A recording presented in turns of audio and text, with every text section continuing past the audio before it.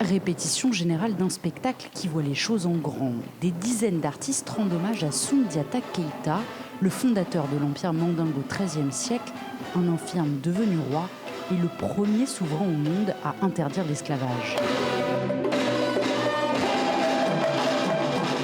Il n'y a pas pire tragédie que l'esclavage dans ce monde. J'ai aperçu que Soundiata Keïta, en dehors de la légende, avait fait les premières lois des droits de l'homme en 1236. Donc plus de 500 ans avant 1789. On dit souvent que l'Afrique est le berceau du monde. Et moi, je me dis, mais est-ce que l'Afrique n'a pas été aussi le cerveau du monde ? 15 musiciens et autant de choristes mettent en musique cet opéra mandingue.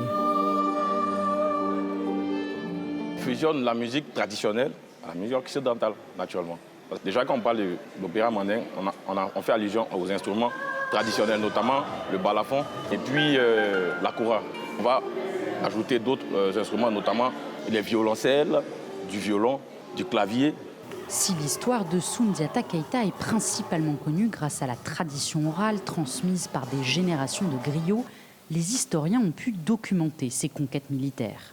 Il existe des sources écrites, même si elles ne sont pas nombreuses, mais qui attestent que Soundiata Keïta n'est pas une figure mythique ou bien légendaire.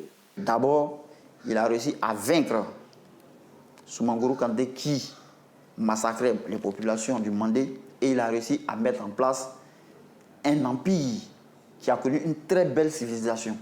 Le spectacle, qui avait réuni plus de 1800 spectateurs l'an dernier, sera joué les 12 et 13 décembre prochains à l'Institut français d'Abidjan. Je suis Soundiata Keïta.